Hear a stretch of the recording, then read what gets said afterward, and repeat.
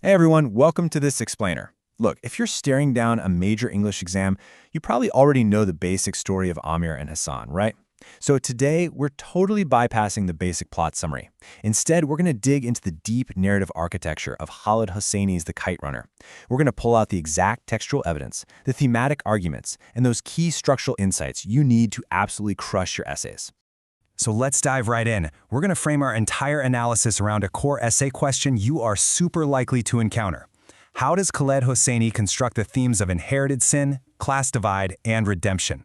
You see, we're not just looking at what happens in the book. We're figuring out exactly why Hosseini deliberately built the story this way. To do that, we'll use this quick roadmap, which honestly acts as the perfect outline for your exam prep. We'll hit 1. Deconstructing the kite runner. 2. History, ethnicity, and religion. 3. Fathers, sons, and hidden sins. 4. Symbolism of the kites. And finally, 5. The architecture of redemption. All right, first up, Section 1, Deconstructing the Kite Runner. Now, what's really fascinating about how this book is often presented visually is this intense juxtaposition of the kite runner motif. On one side, you've got this intimate, highly tactile innocence, just a young boy gripping a wooden spool. But then, on the flip side, you get this massive, sweeping view of Kabul beneath a distant kite. Hosseini is constantly playing with this dual scale, slamming the innocence of childhood right up against the devastating, heavy historical backdrop of Afghanistan. Your analysis definitely needs to reflect that contrast. And this is exactly how he frames the narrative right from the jump, because the past claws its way out. Hosseini builds the entire text around the fact that burying history is literally impossible. Think about it. The story is told through Amir's adult narration from San Francisco in 2001, looking all the way back to a deserted alley in 1975. This is a very deliberate structural choice. It positions the whole novel not just as your standard coming-of-age story, but as this desperate, real-time attempt by Amir to grapple with 26 years of unatoned childhood sins. Moving right along to Section 2, History, Ethnicity, and Religion. Okay, we really need to look at the crucible of the novel's central conflicts. Hosseini places Amir and Hassan on opposite sides of a deeply entrenched ethnic and religious divide. You've got the elite Pashtun Sunni Muslims, represented by Amir and Baba, who are the historical oppressors. And then on the other side, the marginalized Hazara Shia Muslims, represented by Hassan and Ali, who make up the persecuted servant class. This isn't just throwaway background detail. This is the societal engine that drives Amir's ultimate betrayal. We actually see this systemic racism spelled out explicitly in the text. Remember when Amir finds his mother's old history book by an Iranian named Horami? He reads about the unspeakable violence his people inflicted on the Hazaras, calling them mice-eating, flat-nosed, load-carrying donkeys. But here's the absolute kicker. He already knew those slurs. He'd heard the neighborhood kids call Hassan those exact derogatory names. Hosseini is showing us that this hatred is learned, it's deeply ingrained, and eventually it becomes this horrible weapon that Amir uses to justify his own cowardice. And notice how Hosseini maps this massive societal divide directly onto their physical living space. I mean, even though Amir and Hassan learned to crawl together and spent their days playing as total equals, what happens at sunset? They separate. Amir retreats to this sprawling mansion with marble floors and crystal chandeliers, while Hassan heads back to a modest, dimly lit mud hut. The architecture of the estate itself is a literal symbol of the inescapable class boundaries that are destined to tear the boys apart. Which brings us to Section 3, Fathers, Sons, and Hidden Sins. Listen, if you get a compare and contrast prompt on your exam, this is exactly the thematic parallel you want to hammer home.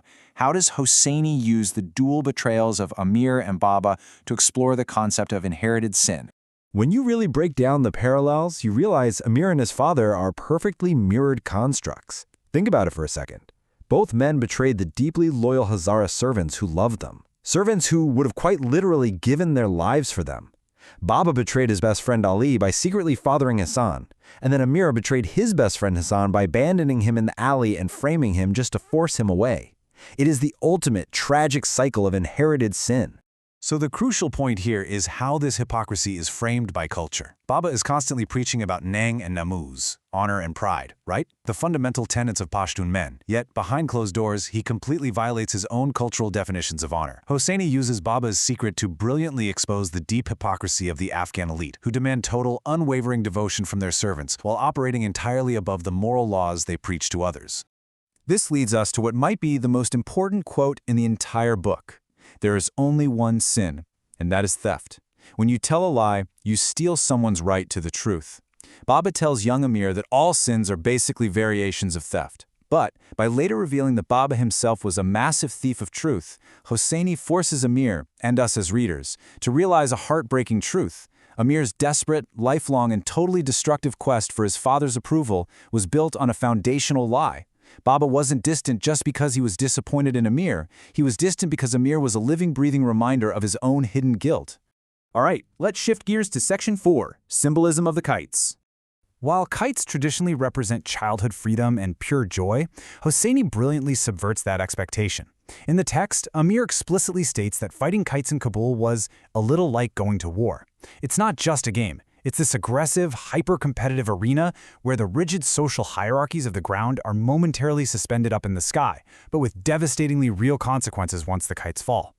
For Amir, that blue kite isn't just a toy. It becomes a literal and psychological trophy of honor.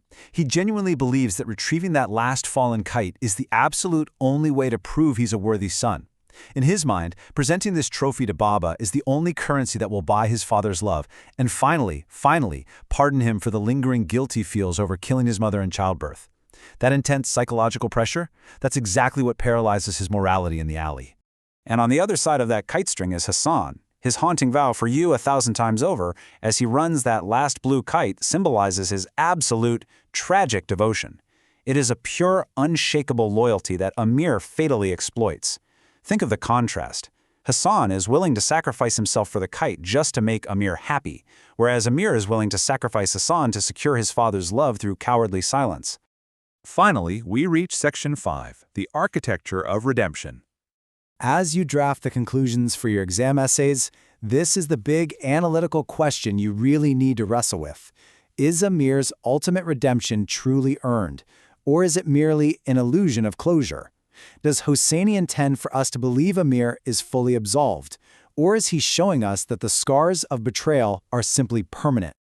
Rahim Khan's phone call, "There is a way to be good again," is the structural catalyst for the entire final act of the story. It's the narrative hook that violently yanks Amir out of his comfortable, insulated American sanctuary, forcing him to physically return to a war-torn Kabul to confront those unatoned sins. Notice how Hosseini completely contrasts these two psychological states. For decades, Amir is crushed by the weight of his guilt, literally calling himself the snake in the grass. But when forgiveness finally begins to arrive, Hosseini doesn't write it as some glorious shiny epiphany. Instead, it's described as pain quietly gathering its things in the middle of the night. The author is suggesting that true atonement isn't glamorous at all. It requires immense, gritty, personal sacrifice and facing the absolute physical manifestations of your past head-on. Which brings a profound resolution to those character mirrors we discussed earlier. When Rahim Khan tells Amir, "I think he loved us equally but differently," this realization structurally reframes Amir's entire childhood.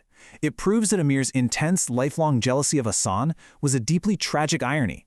It was entirely engineered by systemic secrecy and his father's cowardly inability to claim his true family.